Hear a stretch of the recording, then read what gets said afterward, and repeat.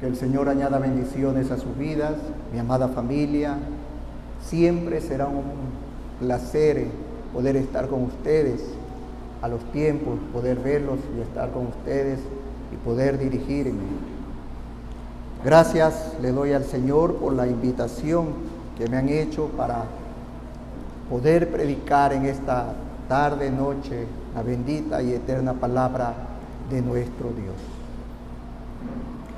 El título que tiene nuestro sermón de esta noche a predicar es La Iglesia y su unidad espiritual. La Iglesia y su unidad espiritual.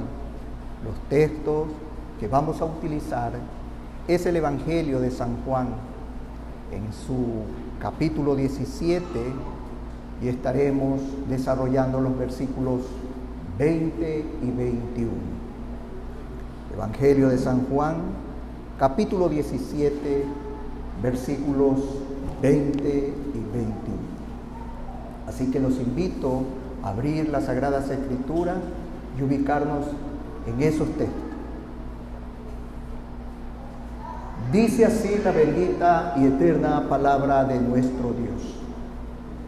Mas no ruego solamente por esto, sino también por los que han de creer en mí por la palabra de ellos, para que todos sean uno, como tú, oh Padre, en mí, y yo en ti, que también ellos sean uno en nosotros, para que el mundo crea que tú me enviaste. Me acompañan en oración y vamos a orar a ese gran Dios del cual ha tenido la benevolencia de tenernos en esta tarde, en este lugar. Amantísimo Padre Celestial, tú eres la fuente de toda gracia y de todo favor. Los presentes aquí confesamos con nuestros labios que eres el Dios del cielo, que eres el Dios de la verdad. Su mente pura y santa aprecia infinitamente la verdad. Oh Santo Padre, otórganos a través de su palabra toda clase de sabiduría y entendimiento espiritual. Amantísimo Padre Celestial, complácete en capacitarnos esta noche para ver la gloria y belleza de estas preciosas verdades que se encuentran únicamente en tu palabra. Señor, ponemos nuestras vidas en tus manos. Ayúdanos, Espíritu Santo, escudriña nuestros corazones, edifícanos, Señor, consuélanos, y seas tú ese bálsamo que necesitamos en nuestras almas. Todo esto lo oramos en los méritos de Jesús y en la guía de tu Espíritu Santo. Amén. Como ya hemos podido darnos cuenta, los versículos de nuestro sermón a desarrollar se hallan bajo un contexto que encierra el capítulo 17, el mismo que es conocido en el ámbito popular como la oración sacerdotal, debido a que en este momento el Señor Jesús se encuentra intercediendo por todos sus discípulos. Debemos de considerar que esta oración del gran sumo sacerdote Jesucristo muestra que la base firme y sólida para todas las razones de consuelo, exhortación y predicciones está únicamente en el cielo. Por tal motivo, une todas las promesas con el trono de Dios. Por tanto, mis hermanos, aquí todo es seguro y además el capítulo 17 no contiene ninguna frase condicional para nosotros. Ahora bien, Este capítulo 17 está dividido en 3 partes. La primera parte vemos en que el Señor Jesucristo está rogando por sí mismo. Y eso lo podemos notar en los versículos del 1 al 5. En la segunda parte observamos que el Señor Jesús ya va a orar por los apóstoles. Y lo tenemos a partir de los versículos 6 hasta el versículo 19. Y por último, el Señor ruega por la iglesia universal, a partir de los versículos 20 hasta el 26. Y es precisamente aquí, de esta tercera sección de la oración, es que encontraremos el contenido del ruego por la Iglesia Universal que se especifica en nuestros textos considerados para el sermón de este día. El mismo que constará de 2 distinciones o 2 encabezados y su respectiva aplicación.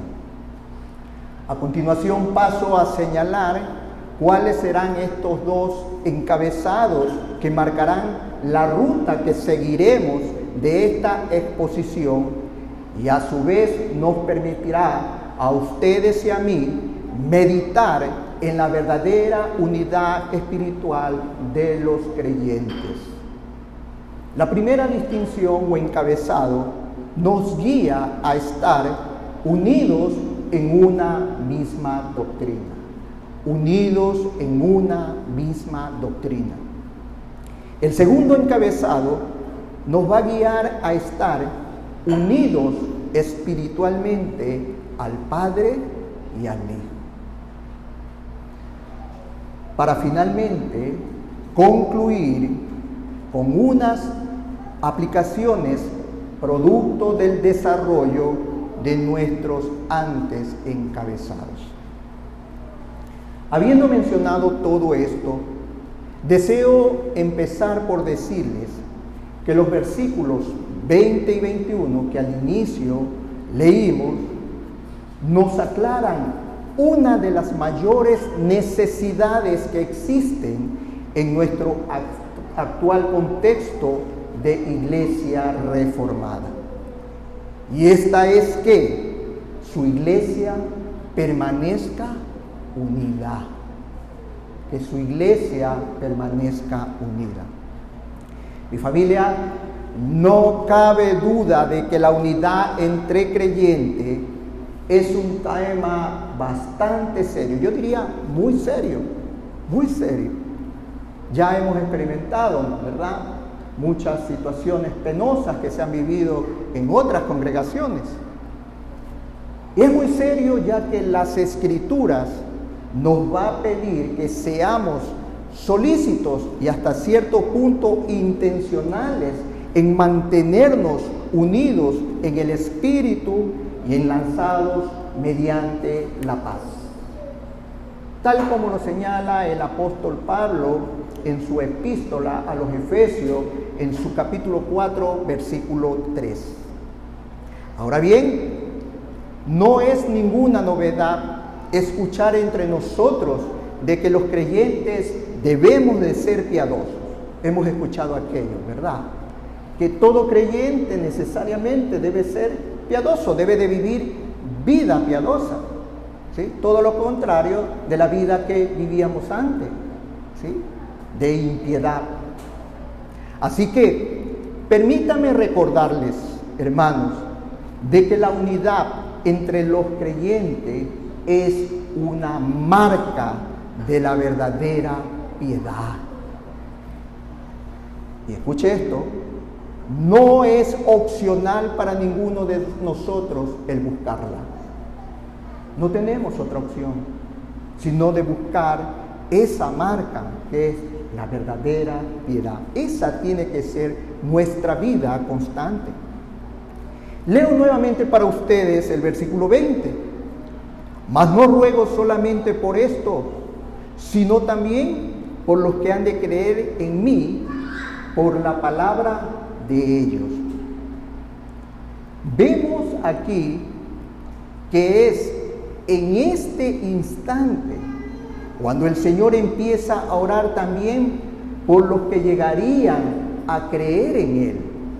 Por la palabra de los apóstoles, y este grupo nuevo de creyentes pasarán a ser parte de la Iglesia universal. ¿Y cuál es la intención del Señor rogar por la Iglesia universal? El versículo 21 nos va a dar la respuesta. Acompáñenme, versículo 21. En la primera parte, ahí está la respuesta. ¿Cuál es la finalidad de que el Señor rogase por la Iglesia universal? Para que todos sean uno. Así dice la Escritura. Para que todos sean uno. Si lo vemos de esta manera, la lógica sería pensar que el Señor Jesús está rogando a su Padre para que la enseñanza de los apóstoles siguiera obrando como una guía en su iglesia de todas las generaciones sucesivas. Y que esta, es decir, la enseñanza apostólica, nos mantuviera a nosotros unidos. ¿Ve? Por lo tanto, la palabra de ellos, es decir, la palabra de los apóstoles, es la que daría como resultado buscar la paz y la comunión con aquellos que están unidos a la misma cabeza, la cual es nuestro Señor Jesucristo.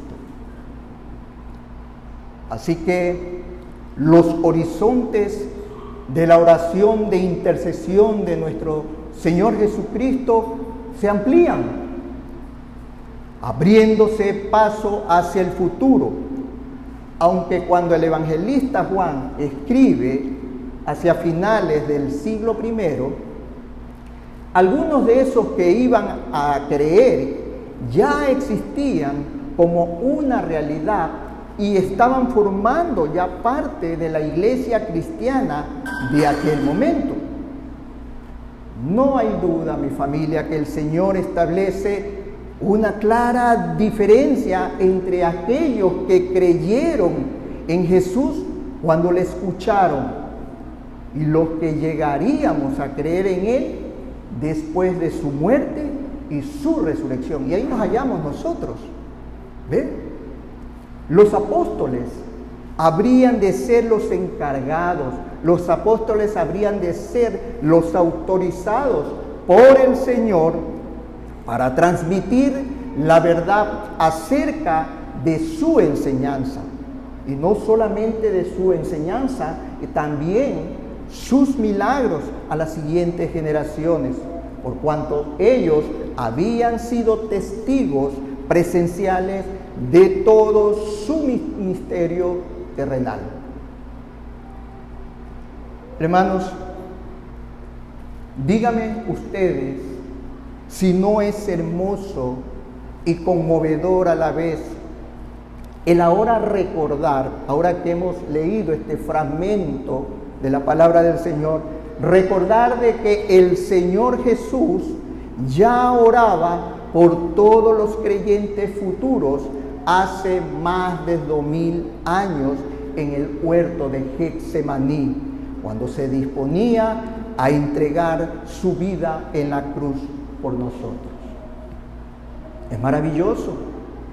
Cada uno de los presentes en esta asamblea podemos decir con mucho regocijo de que Cristo oró por todos nosotros antes de morir en la cruz. De eso tenemos que tener la plena seguridad. Y eso tiene que llenarnos de mucho regocijo a cada uno de nosotros. Como observamos, el Señor Jesús sabía de que su muerte en la cruz sería el inicio de una creciente influencia en el mundo.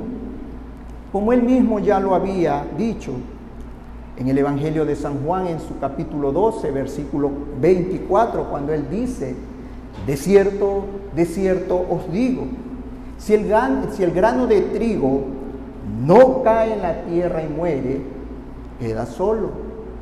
Pero si muere, lleva mucho fruto. Amén. Notamos también en este versículo 20 que la expansión del Evangelio se llevará a cabo por la palabra de ellos. Y aquí está refiriéndose al conjunto de toda la revelación de Dios que ellos, es decir, los apóstoles, habían recibido.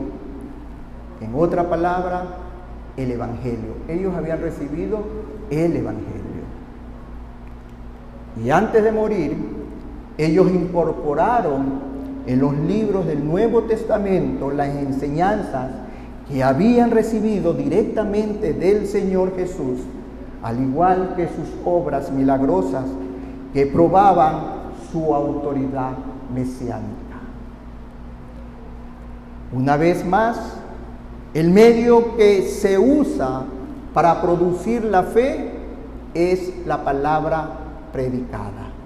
No hay otra.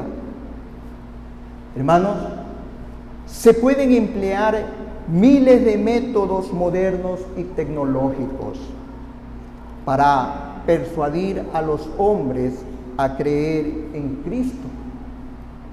Pero el plan diseñado por Dios y que siempre ha resultado eficaz ha sido y será la predicación del Evangelio en el poder de su Espíritu Santo. Y para que se dé cumplimiento correctamente de esta misión, el Señor ora para que su iglesia permanezca unida. ¿Cómo podemos nosotros traer a salvación a otros si entre nosotros mismos no podemos estar unidos? Es algo incoherente. ¿Para qué traer a otros a un lugar donde no se van a sentir bien? Porque hay problemas internos dentro de las iglesias. Al concluir la lectura de este versículo, ¿sí?, podemos darnos cuenta de que en ningún momento el Señor Jesús aboga por una unidad que consistiera en estar unos con otros. Él no está abogando por eso, sino que Él más bien está diciendo de que la gente, los futuros creyentes, sean salvos por la palabra de ellos. Estamos. Leamos el versículo 21.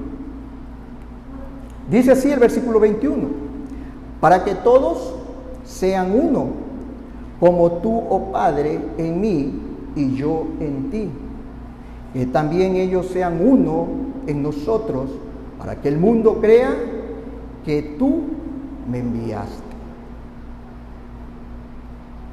Una vez más, reitero, el Señor no está pidiendo aquí de que la unidad consistía en estar uno con otros, sino más bien deseaba una unidad en la revelación que nos dejó por medio de los apóstoles y que tiene mucho que ver con la obra realizada por el Hijo en este mundo, de acuerdo a la voluntad perfecta del Padre Celestial.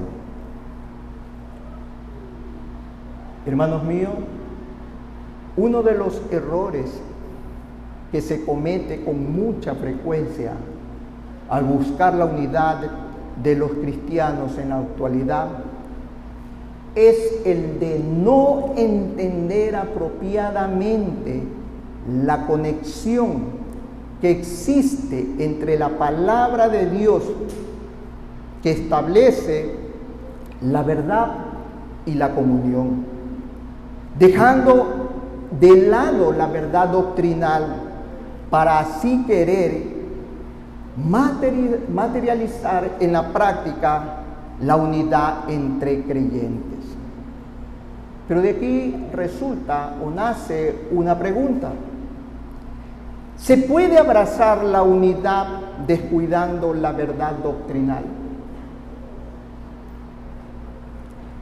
Para serles honesto, es muy complicado pensar que obramos piadosamente cuando cumplimos un mandato, pero descuidamos otro. No podemos hacerlo, porque estaríamos caminando cojo. La unidad espiritual entre creyentes requiere obligatoriamente de que creamos lo que las Escrituras dicen.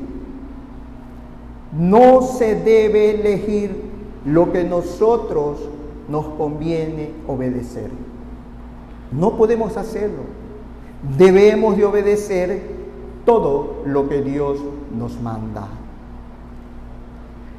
Si quitamos toda obediencia a la Escritura, lejos de querer promover la unidad espiritual, más bien la vamos a terminar por destruir. De eso tengan la plena seguridad. ¿Sí? Y del mismo modo, todas aquellas tradiciones humanas y doctrinas, escúcheme bien, doctrinas extrabíblicas que se añaden a las Escrituras, también pasan a ser un importante enemigo de la verdadera unidad espiritual de los creyentes. Por lo tanto, la unidad de creyentes no comienza negando la importancia de la verdad doctrinal, más bien la afirma. Hoy casualmente, antes del inicio del culto, estuvimos recordando un capítulo de nuestra confesión de fe. ¿Y eso qué es? Si no es doctrina. Doctrina de lo que a nosotros creemos, confesamos, ¿sí? Y lo que nos mantiene unidos. Porque si no estuviéramos de acuerdo con las doctrinas que se practican en este lugar, les aseguro que no estaríamos aquí. Si nosotros no estuviéramos de acuerdo en una de las doctrinas principales, ¿sí? No estaríamos aquí, no nos sentiríamos a gusto. Entonces, las doctrinas sí nos ayudan a mantenernos unidos. ¿Sí? Mi familia, la doctrina, por lo tanto, es importante. Ahora, es necesario que recordemos el concepto bíblico de lo que es una iglesia. Y permítanme recordárselo. Una iglesia local es un grupo de creyentes, y escúcheme bien, que por su consenso doctrinal, ¿sí? Por su consenso doctrinal, voluntariamente acuerdan andar juntos, dándose a sí mismo al Señor y mutuamente en profesada sujeción a las ordenanzas del Evangelio. Y es que este concepto de iglesia es la que va a anhelar siempre la unidad espiritual entre los creyentes mediante el consentimiento común al Evangelio apostólico, tal como nos ha sido entregado en las Escrituras. No podemos andar inventando nada. Veamos lo siguiente.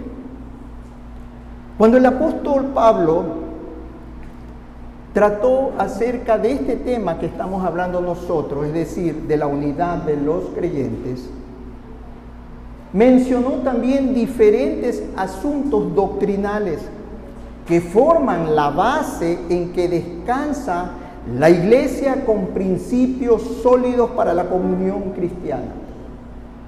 Y yo anhelo, mi familia, de la iglesia, esta iglesia local, tenga esos principios sólidos para la comunión entre creyentes. Acompáñenme a Efesios en su capítulo 4, versículos del 3 al 6, y vamos a leerlo. Efesios capítulo 4, versículos del 3 al 6, y ahí vamos a ver los diferentes asuntos doctrinales a los que me estoy refiriendo. Dice así la bendita eterna palabra de nuestro Dios: solícitos en guardar la unidad del Espíritu en el vínculo de la paz. Un cuerpo y un espíritu, como fuisteis también llamados en una misma esperanza de vuestra vocación. Y viene, dice, un Señor, una fe, un bautismo, un Dios y Padre de todos, el cual es sobre todos y por todos y en todos. Amén. El apóstol Pablo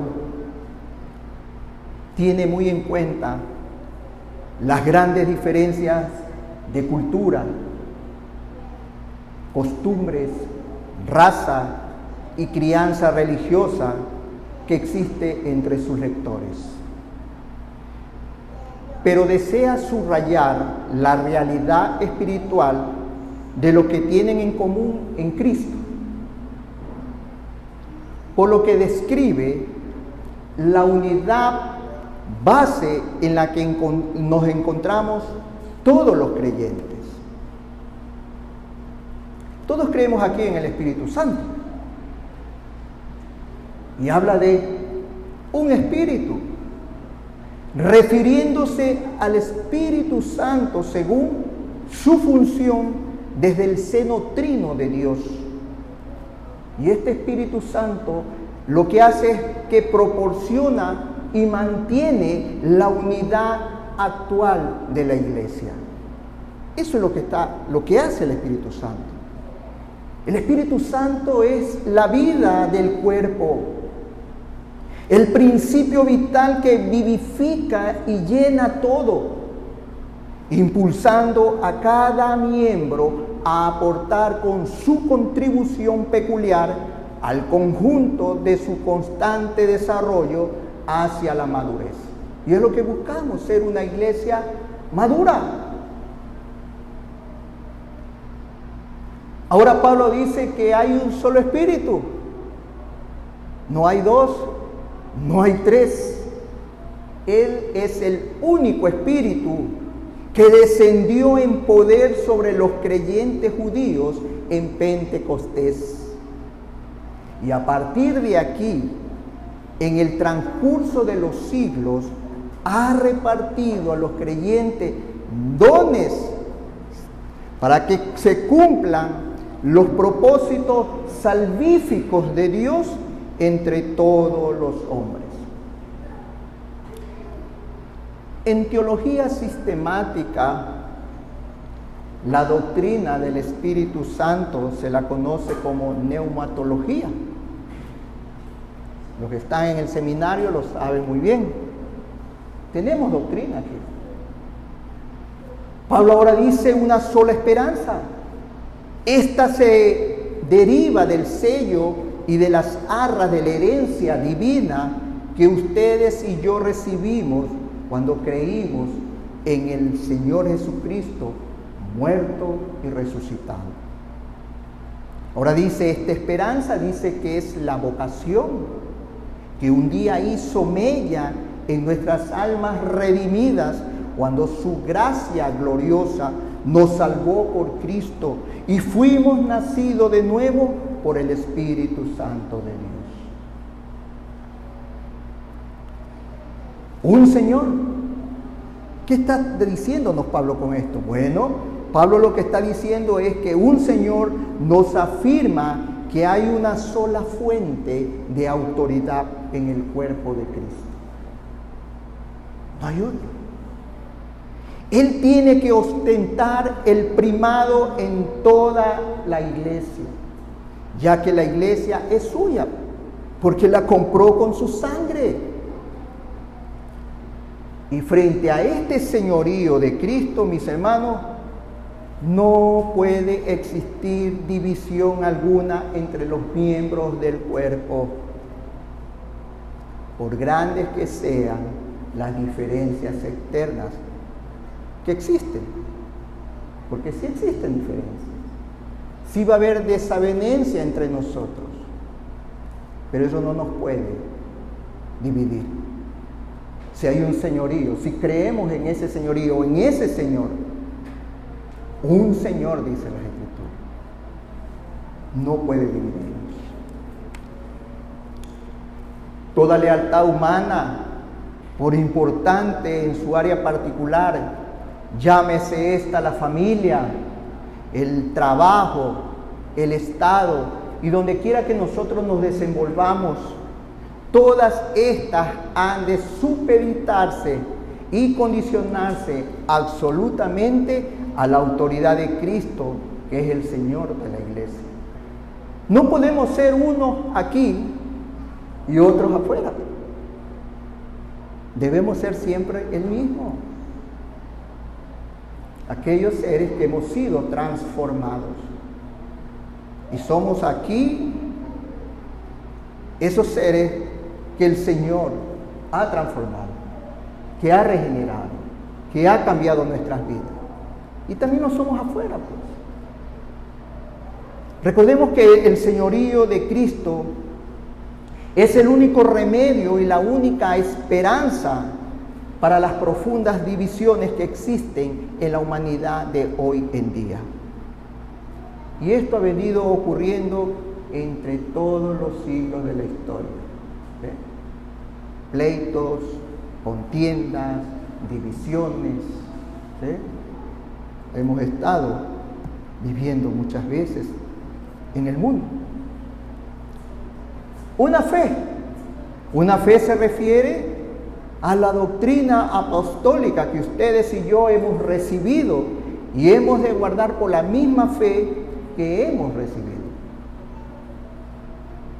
Un bautismo es un evento único por medio del cual fue sellada la comunión de los creyentes con su Señor, porque todos los que habéis sido bautizados en Cristo, de Cristo estamos revestidos. Es como que hemos sido mudados de ropa. Ahora estamos revestidos de Cristo.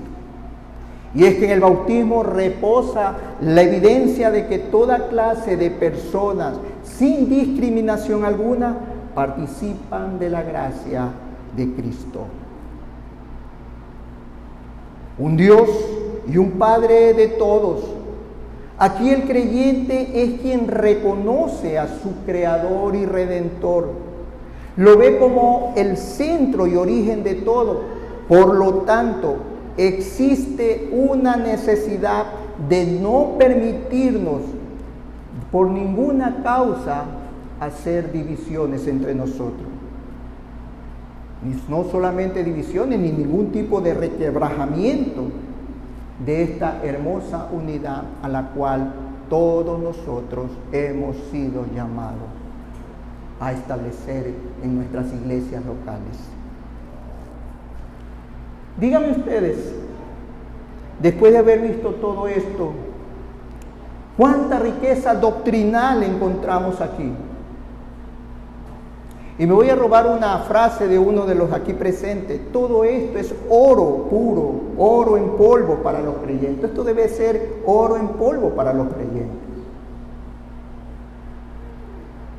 Es por eso, ante el fracaso de los creyentes en estar unidos doctrinalmente, muchos han optado por otro tipo de unidad exterior.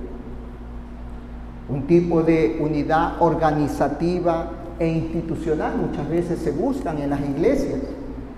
Pero esto no está en sintonía con lo que el Señor está pidiendo en su oración. Cuando miramos a la iglesia apostólica en sus primeros años de vida, tal como las encontramos en las páginas del Nuevo Testamento, no observamos ninguna jerarquía estructural, pero lo que sí vemos es una unidad admirable que sorprendía inclusive a sus opositores. Ellos estaban muy sorprendidos de lo que la iglesia primitiva hacía. Pero no podemos olvidar de que esto tenía lugar, ¿sabe qué? Porque ellos perseveraban en la doctrina de los apóstoles. Y eso los mantenía ellos unidos, el perseverar en la doctrina de los apóstoles. lo que daba como resultado que estuvieran unidos en la comunión unos con otros, en el partimiento del pan y en las oraciones, tal como hoy lo leímos dentro de las lecturas que hicimos. Eso es unidad. Eso es unidad, y hacia esa unidad es que nosotros debemos de esforzarnos por alcanzarla y vivirla. Por tanto, la verdadera unidad de la iglesia solo la conseguiremos con un regreso a las verdades bíblicas tal como fueron reveladas por medio de los apóstoles. Habiendo mencionado todo esto, pasemos ahora a nuestro segundo encabezado. Ese segundo encabezado nos va a guiar a que debemos estar unidos espiritualmente al Padre y al Hijo. Reflexionando sobre el tipo de unidad que el Señor tenía en mente cuando oraba, también vemos que pone como ejemplo la unidad que Él tenía con su Padre. ¿Sí nos damos cuenta? Había una unidad con su Padre. Yo y el Padre uno somos. El que me ha visto a mí, ha visto al Padre. Por eso es que Él dice, como tú, oh Padre, en mí y yo en ti, que también ellos sean uno en nosotros. Eso es lo que está pidiendo nuestro Señor Jesucristo. Notemos aquí que Jesús comienza declarando que el Padre está en Él y Él en el Padre. Luego pide que los creyentes estén en ellos dos. ¿Nos damos cuenta? De esto se desprende que la unidad de todos los creyentes en todos los tiempos dependería de que todos los creyentes estuviesen igualmente unidos en Cristo y en el Padre. Ahí está. Ahí está todo. Por lo tanto, una de las tantas cuestiones clave es cómo una persona llega a estar en Cristo. Nos podríamos preguntar aquello, y bueno, ¿cómo puedo estar en Cristo? Pero esto es sencillo, mi familia, de responder. Porque el mismo Señor Jesucristo nos los acaba de explicar. Él se refirió a los creyentes como los que han de creer en mí por la palabra de ellos. Recordemos, eso lo vimos en el versículo 20. Estar en Cristo no es en ningún estado espiritual avanzado en el que entran alguna persona. No, estar en Cristo no es que son los super santos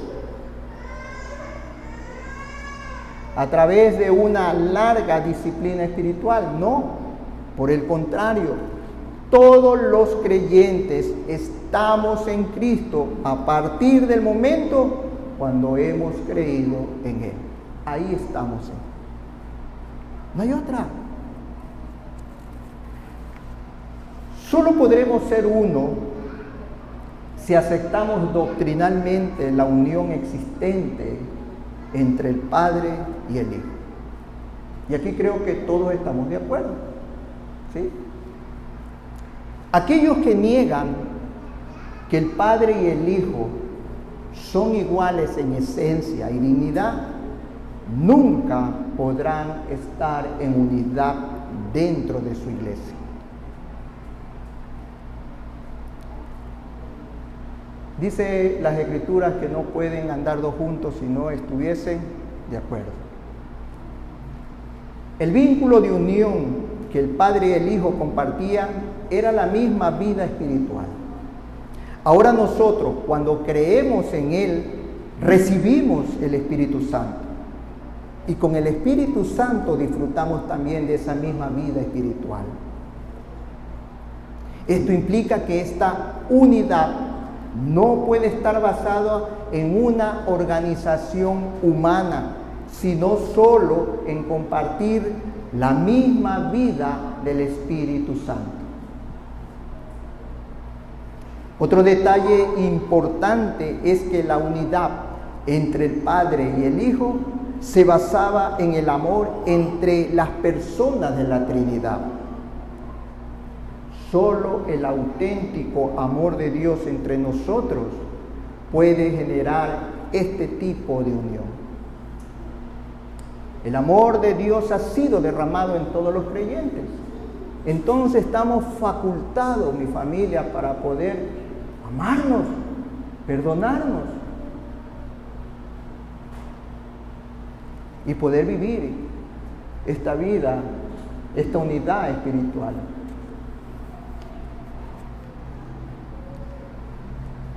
Los creyentes somos unánimes cuando tenemos un compromiso común y apasionado con los mismos objetivos espirituales. Esto excluye necesariamente actitudes que causan divisiones, como la ambición personal. También a veces vemos el egoísmo, la envidia, los celos u otras muchas cosas similares que surgen de la naturaleza caída del ser humano. Todo lo que en la iglesia no tenga por centro la unidad de Dios como única meta y a Jesucristo como su único camino, no resultará en su unidad. La única forma que los creyentes tengan unidad entre ellos es que primero estén unidos al Padre y al Hijo en un mismo propósito. Y todo tiene su lógica. Y entonces, aquí viene una pregunta, y valedera, por cierto. ¿Está unida la iglesia de Cristo? ¿Se ha hecho esa pregunta? ¿Está unida la iglesia de Cristo? ¿Han cumplido los creyentes con este deseo del Señor de la unidad espiritual? Lo cierto es que el hecho de que Cristo orara por ellos nos da a entender que esta unidad no se produce de manera automática. Y probablemente el Señor sabía que su iglesia no sería diligente en cumplir con sus deseos. De ahí que ora tan insistentemente por este asunto. Y por eso es lo que lo encontramos en el capítulo 17, al Señor orando. Vemos que después de Pentecostés, los primeros cristianos vivieron en una armoniosa unidad. Estaban juntos, dice las Escrituras que eran de una sola mente, de un corazón y un alma, y eso lo podemos encontrar en Hechos, en su capítulo 1, Hechos en su capítulo 2, ahí podemos ver. Aparentemente una iglesia armoniosa que quisiéramos nosotros estar allí, vivir allí. Pero también es bien cierto que la iglesia está llena de seres humanos imperfectos, y cuando usted se da cuenta en los estudios, ya a partir del capítulo 6 empiezan los problemas. Se acabó la armonía dentro de la iglesia. Aún así, cuando se formaron otras congregaciones, no faltaron pues las exhortaciones por parte de los apóstoles para mantener esa unidad. Sino, vayamos a la carta de Filipenses, vayamos allá también a los Corintios, como Pablo constantemente estaba exhortándolos a ellos, llamándoles la atención inclusive. Mi familia también se nos mandó simbolizar esta unidad espiritual al tomar juntos del pan y del vino. Aunque lamentablemente muchas veces se trata de un simbolismo pasivo, que no corresponde con la realidad a la que simboliza, ya que con demasiada frecuencia hay grandes divisiones dentro de las iglesias de Cristo. Si algo debemos estar seguros nosotros es de que al Señor le desagrada profundamente todos aquellos que promueven divisiones dentro de su iglesia. Eso tenemos que tener muy en claro. Si no, vayamos pues a los textos que respaldan aquello. Si usted va a Romanos, en su capítulo 16, versículo 17, vamos a encontrar lo siguiente. Voy a leerlo para ustedes. Mas os ruego, hermanos, que os fijéis en los que causan divisiones y tropiezos, ¿saben qué? En contra de la doctrina que vosotros habéis aprendido, y que os apartéis de ellos. Miren, una vez más aparece la doctrina. ¿Sí? Primera de Corintios, en su capítulo 1, versículo 10, nos recuerda lo siguiente. Os ruego, pues, hermanos, por el nombre de nuestro Señor Jesucristo, mire, y ahí está evocando el nombre del Señor, que habléis todos una misma cosa, y que no haya entre vosotros divisiones, sino que estéis perfectamente unidos en una misma mente y en un mismo parecer. ¿Nos damos cuenta? Por lo tanto, la unidad de los creyentes tiene que causar necesariamente un impacto en el mundo. Así fue al comienzo del cristianismo. Si no, vayamos pues a lo que dice Hechos en su capítulo 2, versículo 43 al 47. Lo leo para ustedes. Dice así: y sobrevino temor a toda persona, y muchas maravillas y señales eran hechas por los apóstoles. Todos los que habían creído estaban juntos y tenían en común todas las cosas, y vendían sus propiedades y sus bienes, y los repartían a todos según la necesidad de cada uno.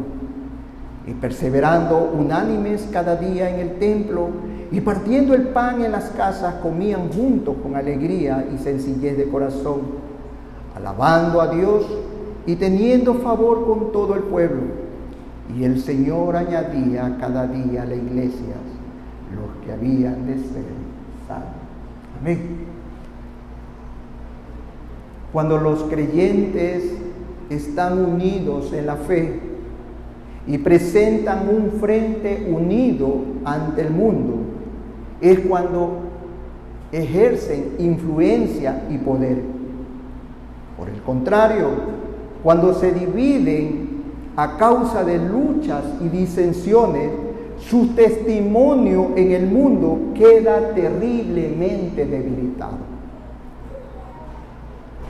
Qué vergüenza que durante siglos las disensiones dentro de la iglesia de nuestro Señor Jesucristo ha sido un escándalo frente al mundo. Y es por eso la renuencia de no venir a las iglesias cristianas. No se puede predicar fielmente el Evangelio en una iglesia donde los creyentes están enfrentados y llenos de amarguras. Sin lugar a duda, esto es una estrategia de Satanás, que quiere que los creyentes estemos en esas pugnas, en esa lucha, en lugar de estar enfrentándonos contra el pecado y el mundo. Y nos tiene entretenido ahí, con los problemas, con las divisiones, con los celos, las disensiones, ¿sí?, entre nosotros. Dicho esto, mi familia, veamos un par de aplicaciones para meditar y poder ponerlo por obra.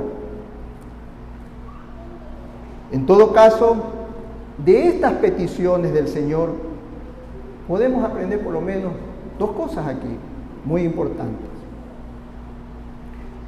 Lo primero es que el mundo, escúcheme bien, el mundo tiene la capacidad de ver y razonar sobre el testimonio que la iglesia da de Cristo. ¿Nos hemos dado cuenta de eso? ¿Sí? Ellos están como pendientes de las cosas que ustedes y yo hacemos para después atacarnos. Y se desprende también que el mundo creerá no solo lo que los creyentes le prediquen, sino por el testimonio que reciban de sus vidas. Debe haber coherencia. No se convence, ustedes y yo sabemos que no podemos convencer solamente con palabras, sino que también debemos de hacerlo a través de los hechos. A veces los hechos hablan por sí solos y no necesitamos andar pregonando lo que vamos a hacer, lo que hemos hecho. ¿Sí? Los hechos van a hablar por sí solos. Miren ustedes que el mismo Señor Jesucristo apeló una y otra vez a sus obras por encima de sus palabras, como una prueba de su misión en este mundo.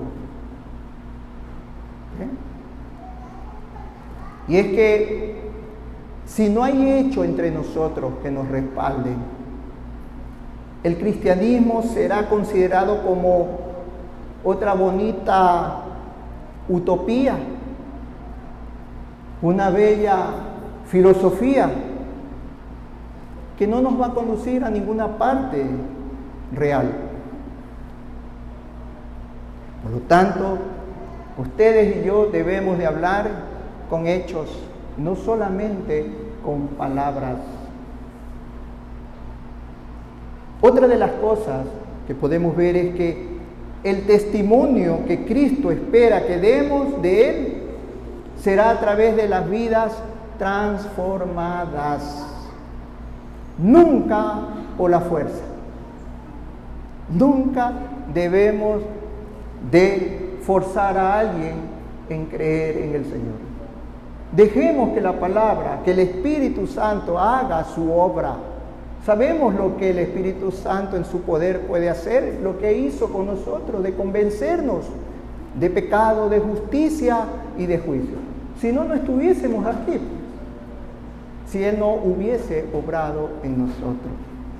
No seamos como la iglesia romana, ¿sí? La iglesia de Roma que consiguió en el siglo XVI que toda Europa estuviera bajo la supremacía del papado.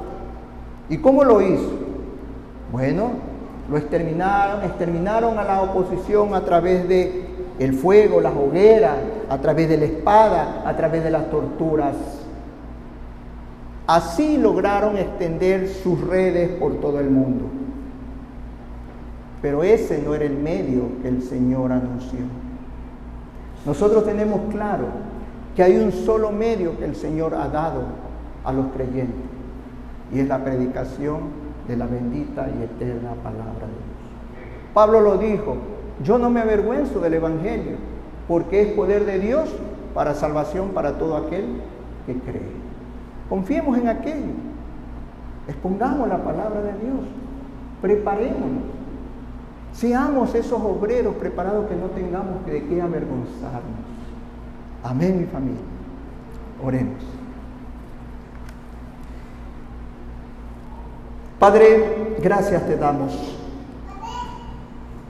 por recordarnos tu preciosa palabra y lo que tú deseas para con cada uno de nosotros como tu iglesia. Ayúdanos, Señor, a fomentar la unidad espiritual de la que te complace a ti. Ayúdanos a experimentar esa unidad espiritual entre creyentes a través de tu palabra, que como hoy lo hemos recordado, es el medio por el cual tus propósitos de misericordia se van a cumplir. Ayúdanos que a través de tu palabra nuestras mentes sean formadas, nuestras acciones reguladas por tu palabra y nuestras vidas sean moldeadas constantemente por tu palabra, para así poder ejercer esa responsabilidad a la cual tú nos has llamado, a vivir vidas espiritualmente unida, buscando siempre la unidad entre nosotros. Señor, gracias te damos. Gracias por recordarnos en esta noche nuestras responsabilidades y obligaciones. Permítenos, Señor, cumplir con aquellas para la gloria y honra de tu nombre. Todo esto, Señor, te lo pedimos en los méritos de Jesús y en la guía de tu amado Espíritu Santo. Amén.